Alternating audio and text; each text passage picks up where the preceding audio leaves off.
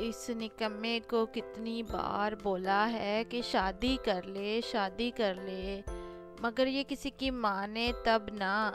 अब तू भी ससुराल से कितनी बार आ आ के हमारी देखभाल करेगी या अपना ससुराल संभालेगी। ओ ये निकम्मा लड़का, सोचा था बहू आ जाएगी तो घर संभालेगी। मैं तो बहुत ही बूढ़ी हो चुकी हूँ। हाय ये औलाद 6 रिश्तों से तो इनकार कर चुका है जब से दुबई से आया है। इस पर एक ही भूत सवार है कि जो लड़की दुनिया में सबसे अच्छी लस्सी और खाने बनाती होगी उसी से शादी करूंगा। क्या होगा इस लड़के का। अम्मा अब कल जा तो रहे हैं, दुआ करें कि बात पक्की हो जाए। बहादुर था तो बहुत अच्छा, मगर उसमें एक बुरी आदत थी कि वो जो सोच लेता था वही बज़िद होकर करता। 8 साल बाहर रहने के बाद इसे देसी खानों से लगाव हो गया, क्योंकि वहाँ परदेश में ये सब मुयस्सर नहीं था। इसलिए इसने ये सोचा कि जो लड़की दुनिया में सबसे अच्छा खाना बनाए और सबसे अच्छी लस्सी बनाएगी उसी से शादी करेगा, वरना कभी शादी नहीं करेगा। और अगर इसी दौरान किसी से रिश्ता पक्का होता तो बहादुर सबसे पहले खाना बनाने का सवाल करता, और इसी दौरान अगर किसी से रिश्ता पक्का होता तो बहादुर सबसे पहले खाना बनवाकर चखने की ख्वाहिश करता। लड़की वाले या तो गुस्से में आ जाते या इनकार कर देते।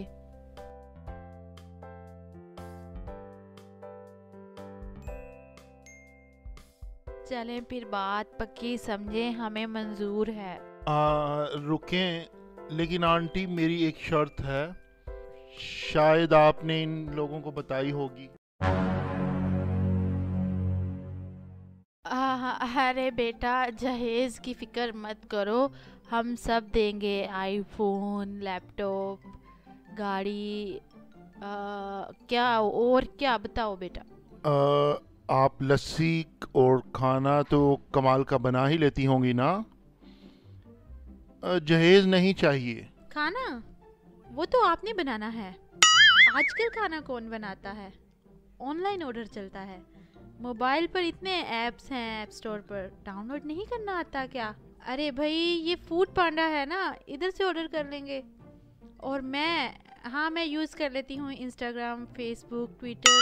पूरा टाइम लड़की का ध्यान मोबाइल में था, लेकिन जब खाने वाली शर्त रखी गई तो लड़की चौंक पड़ी और गुस्से से आग बगोला हो गई और फिर बात ना बन सकी। अम्मा जी मैं बता रही हूँ, कल इसको एक और जगह लेके जाएंगे। अगर इसने उधर से भी मना कर दिया तो फिर अगली दफ़ा मैं तो कम से कम इसके साथ कहीं भी रिश्ता देखने नहीं जाऊंगी।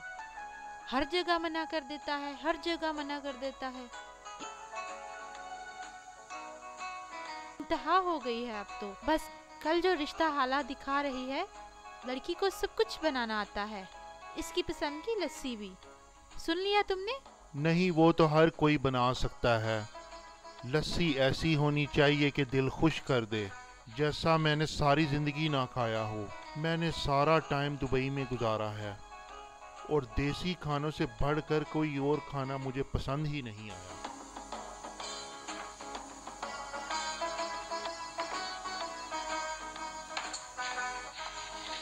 और फिर दूसरे दिन भी वो एक और घर में रिश्ता देखने जा पहुंचे।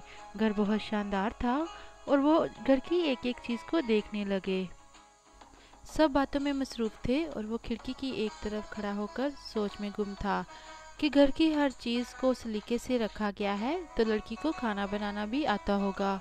वो इधर उधर देख रहा था और सोच रहा था कि शायद इस घर में बात बन जाए। और फिर बेकरी का फास्ट फूड टेबल पर रखा गया। अच्छा, तो ये सब आपने ही बनाया है?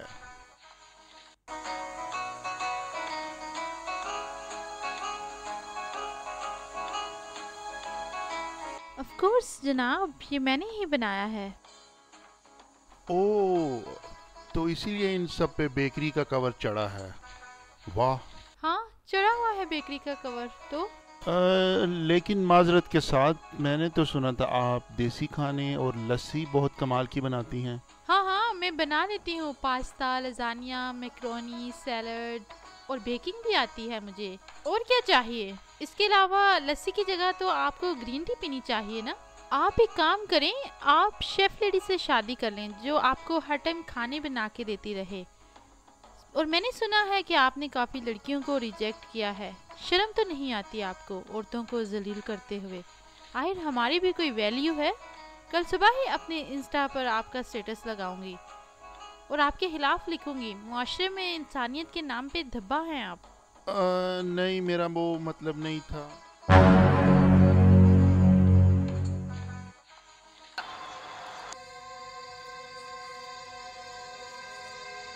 मैंने आपके बारे में जो कुछ भी सुना था बिल्कुल सही सुना था। आप बहुत ही संगी और बदमिजाज आदमी हैं। अच्छा हुआ मेरी आपसे शादी नहीं हुई और ना ही किसी लड़की की होनी चाहिए। आप ये डिजर्व ही नहीं करते। और हाँ, अगर इतना ही खाने खाने का शौक है तो सबसे पहले खुद खाना बनाना सीखिए और दूसरों से बात करना सीखिए। आप मेरे घर से निकल जाएं इससे पहले कि मुझे गुस्सा आ जाए और मैं मजबूर हो जाऊं नौकरों से कहूं कि आप लोगों को धक्के मार के घर से बाहर निकाल दिया जाए।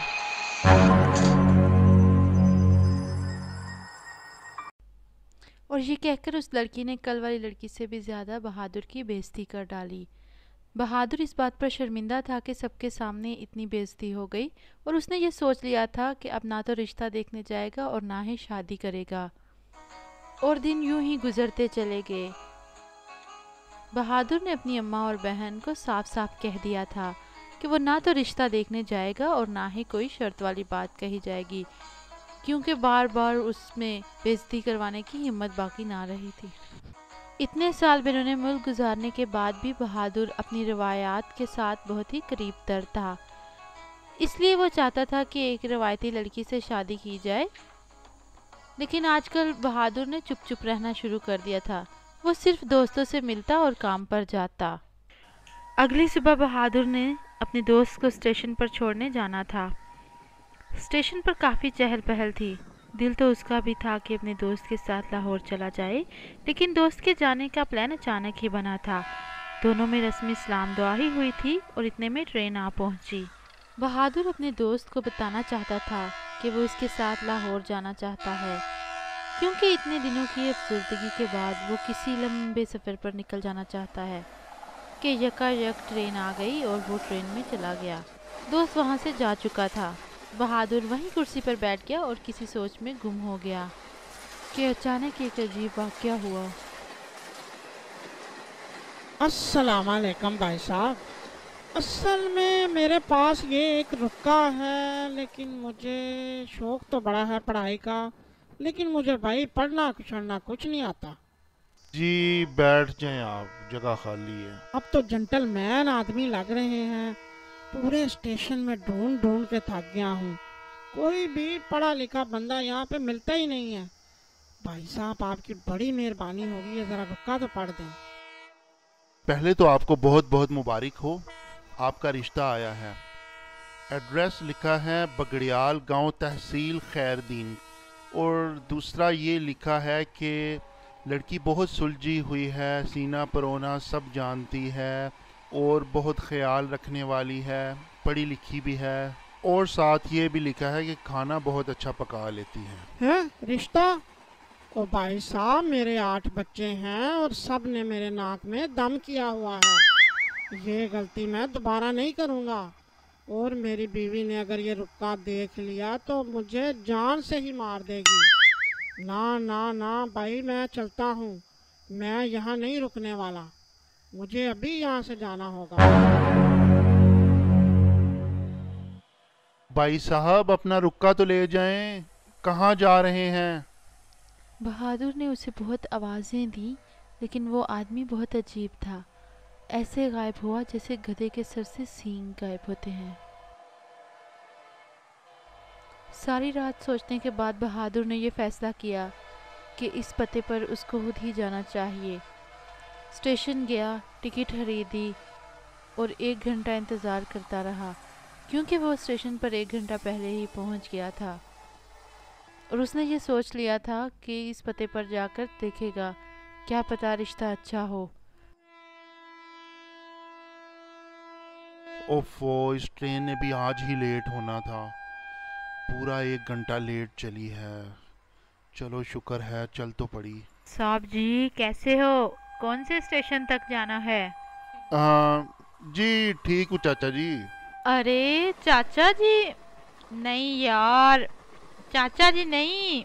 19-20, 19-20, हम दोनों की उम्र में 19-20 का फर्क है। यार कह लो, दोस्त कह लो, प्यार कह लो, ओ भाई शमीम अख्तर कह लो, मेरा नाम शमीम अख्तर है। जी शमीम अख्तर साहब। जी बड़े भाई साहब, ये हुई ना बात। अच्छा ये तो बताओ, जा कहाँ रहे हो इतना बन सवर के? बड़ा सूट बूट शर्ट वर्ट पहन के कहाँ जा रहे हो? हैरियत तो है ना? क्या मतलब? अरे बताओ तो सही, जा कहाँ रहे हो और इस हाथ में क्या लिखा है? अच्छा नहीं बताना तो तुम्हारी मर्जी, वैसे बता देते तो ठीक ही था, जरा दिल हल्का हो जाता और सफर भी अच्छा कट जाता। अच्छा बाबा नहीं बताना, ना बताओ। और हर कोई इस शमीम अख्तर की तरह खुले दिल का मालिक थोड़ी होता है। मैं असल में बगड़ियाल गांव की तरफ जा रहा हूँ शादी करवाने। 2 दिन की मुसाफत पर है यहाँ से।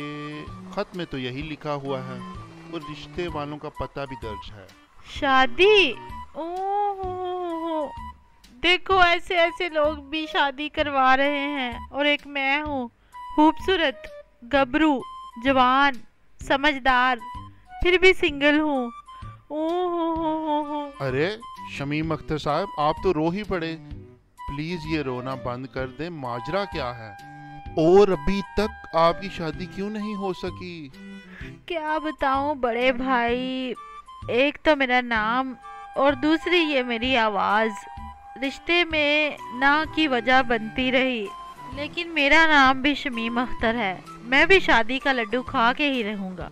इसीलिए तो मैं हर टाइम लड्डू कलर के कपड़े पहन के रखता हूँ। देखा, ये होती है ना समझदारी।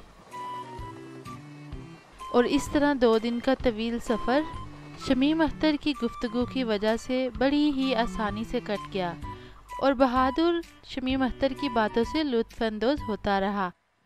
ओ बरखुरदार, किधर घूम रहे हो? तुम्हें नहीं पता मुल्क भर में लॉकडाउन लग गया है? जो भी पकड़ा गया उसे जुर्माना है और जेल भी है। चलो चलो, दोबारा यहाँ नजर आए तो अंदर कर देंगे। पुलिस वाले से बुरी खबर सुनते ही बहादुर ने सोचा कि शायद उसे उस घर में पनाह मिल जाए। घर का पता तो यही लगता है, नॉक करके पता करता हूँ, शायद यही घर है। बेटा, बहुत माजरत के साथ, लॉकडाउन की वजह से घर में आने की इजाज़त नहीं। मैं नर्स भी हूँ। जो भी बात करनी है 6 महीने बाद। अल्लाह हाफिज़। इस अनजान गांव में वो मुसाफिरों की तरह भटक रहा था। पुलिस वाले के मुताबिक ट्रेनें, बसें सब बंद हो चुकी थीं, यानी वापसी का कोई रास्ता नहीं था। बहादुर के मोबाइल की चार्जिंग भी ख़त्म हो चुकी थी, जिसकी वजह से अपने किसी दोस्त और घर वालों से रब्ता नहीं कर पा रहा था। गांव अनजान था और वो किसी से मदद मांगने से घबरा रहा था कि पता नहीं लोग क्या समझेंगे, और वो अपने किए हुए फैसले पर पछता रहा था। वो अचानक एक दरख्त के नीचे जा बैठा। ओ क्या करूं, मेरी तो किस्मत ही ख़राब है। इस गांव में आकर तो फंस ही गया हूँ। कोई तो रास्ता होगा। वापसी की बसेस और ट्रेन्स भी बंद पड़ी हैं। ऊपर से पुलिस वाले ने भी बोल दिया है कि लॉकडाउन लग गया है। सामने गन्ने के खेत हैं। ऐसे करता हूँ उधर ही बैठ जाता हूँ। हाँ, ये अच्छा आइडिया है। जब भूख लगेगी गन्ने खाकर गुजारा कर लिया करूँगा। और आखिरकार उसने सोचा कि चलो क्यों ना गन्ने ही खा लिए जाएं, भूख और प्यास दोनों ही मिट जाएंगे।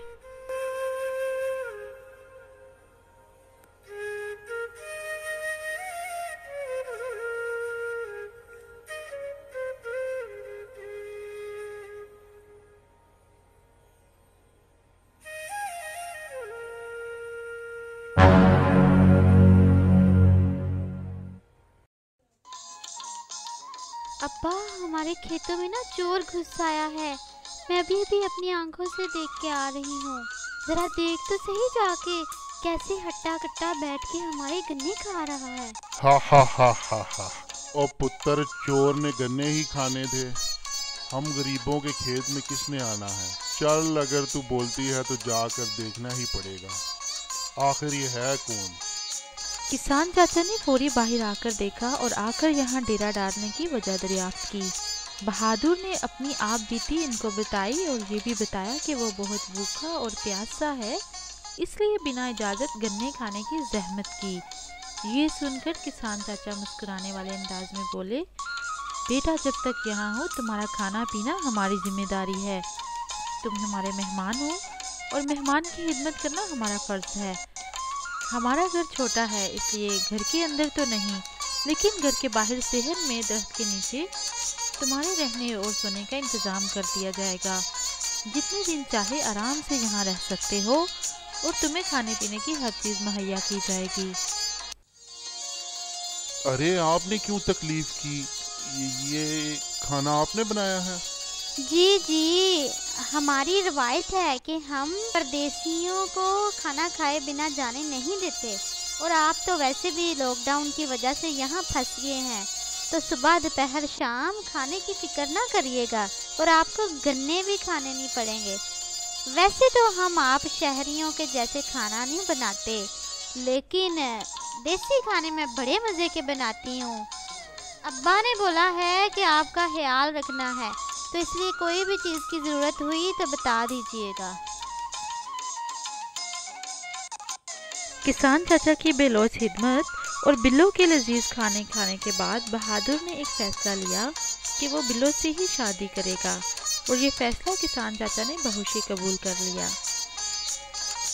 आखिरकार इस लॉकडाउन में बहादुर की शादी भी हो गई और बहादुर को इसके सालों की तलाश मिल गई, और फिर सब हंसी खुशी रहने लगे। वाह, क्या लजीज खाना है। ऐसा खाना मैंने आज तक नहीं खाया। हर खाने में एक अलग बात है। बच्चों, हमारी कहानियाँ देखने के लिए और नई नई किस्तें देखने के लिए सब्सक्राइब भी करें और लाइक भी करें।